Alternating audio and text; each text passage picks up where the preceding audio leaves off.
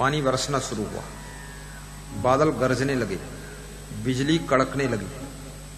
जोर से बिजली आकर बस के पास में चमकती थी। बस का ड्राइवर डर गया, उसने बस रोक दी और कहा कि इस बस के अंदर कौन पापी बैठा है जो ये बादल की बिजली बार बार बस के ऊपर आती है। सब लोग उतरो क्रमशः, कोई सोना भी मत, क्योंकि बिजली कड़कने वाली है। यहां भी सोना मत, नहीं उसी के ऊपर बिजली गिरेगी।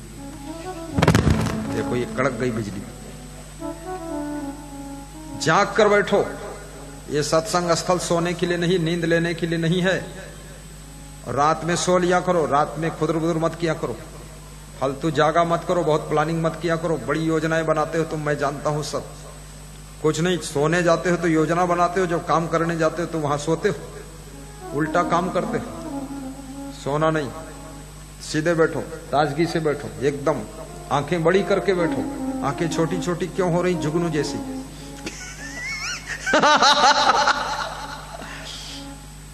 जागृत रहना चाहिए। साहिब बंदगी नहीं। इसमें टीवी में किसी का फोटो आया था, एक आदमी सोता हुआ, वो हमारे सामने लगी टीवी, देख लेता हूं, बता देता हूं। बिजली गिरा ही दूंगा आपके ऊपर, सोने वाले भस्म हो जाए। साहिब बंदगी तो क्या है? उस ड्राइवर ने सभी यात्रियों को एक एक करके उतारा और कहा सामने जो पेड़ है उसको छू कर आइए। पेड़ को छूओगे, बिजली कड़क रही है, अगर तुम पापी हो तो तुम्हारे ऊपर गिरेगी, तुम मर जाओगे, बाकी तो बचेंगे। एक एक करके छूने के लिए गए, बिजली नहीं गिरी किसी के ऊपर। 59 लोग चले गए। एक बूढ़ा आदमी बैठा हुआ था, ज्यादा बुजुर्ग था, मुश्किल से बस में चढ़ पाया था। उससे कहा ड्राइवर ने, तुम भी उतरो बाबा, जाओ पेड़ को छू। उसने कहा 2 लोग मिलकर तो हमें चढ़ा पाए थे, और पानी बरस रहा है, कमजोर हूं, घुटना काम नहीं करते, मैं उतरूंगा नहीं, बैठे रहने दो, मेरा कोई पाप नहीं। अरे उतरो तुम, फालतू जिद करते थे। उतार दिया, घसीट के उतारा। और जब घसीट के उतारा,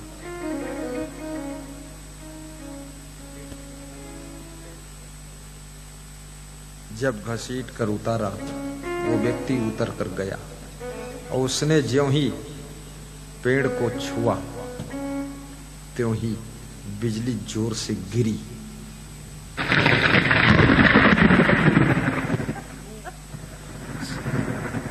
बिजली गिर गई। और बिजली कहां गिरी? पेड़ के ऊपर नहीं गिरी, वो बस के ऊपर गिरी। बस में जो 59 लोग बैठे थे ना, वो सब मर गए, जलकर भस्म हो। तब लोग जब जल रहे थे बिजली की आग में, तब लोगों को याद आया अगर इस बुजुर्ग को न उतारते तो शायद इसके पुण्य से हम लोग सब बच जाते।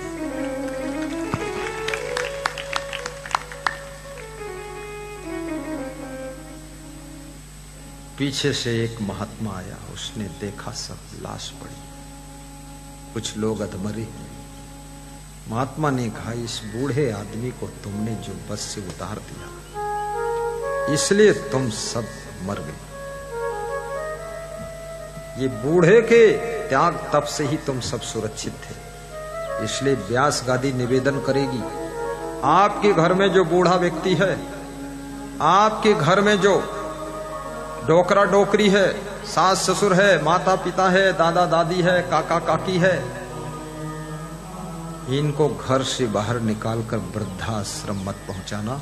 ये जब तक तुम्हारे घर में है तब तक तुम्हारे घर के ऊपर दुखों की बिजली नहीं गिर रही है, इनको हटते ही दुख की बिजली गिरने वाली है। इनकी सेवा करो।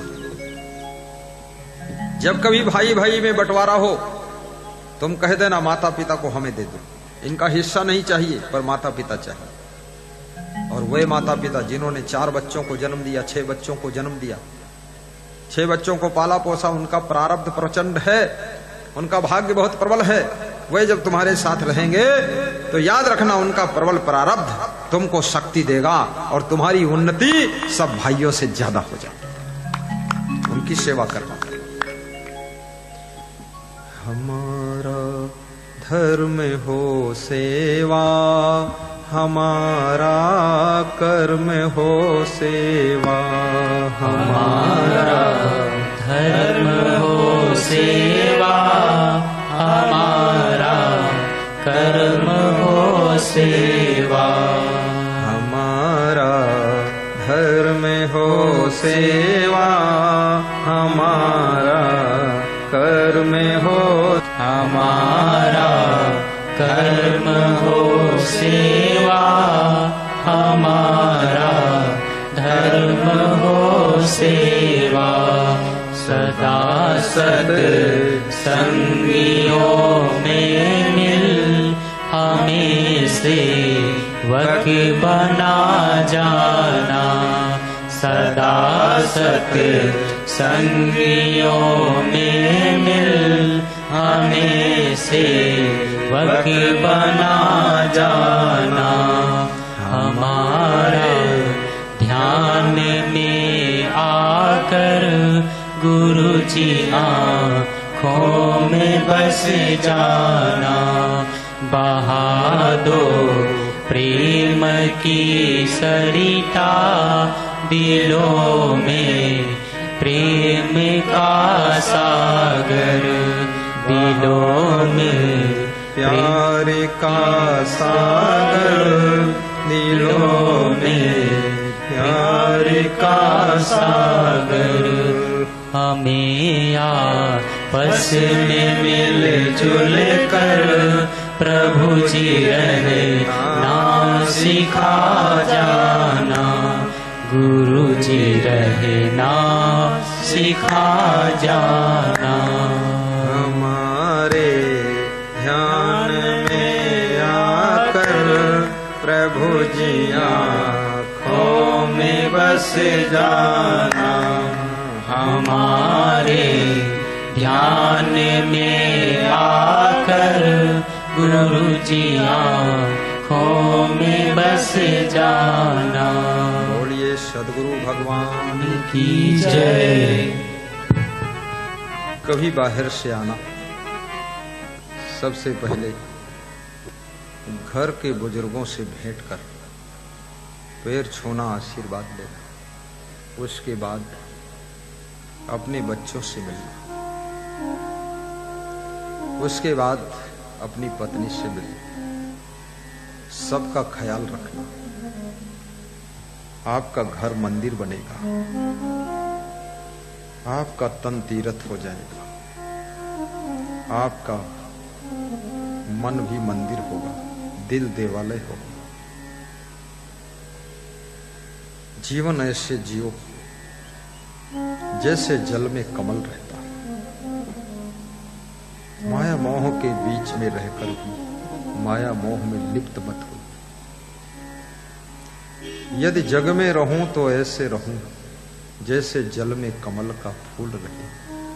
मेरे सब गुण दोष समर्पित हो गुरुदेव आपके चरणों में, गुरुदेव आपके चरणों में।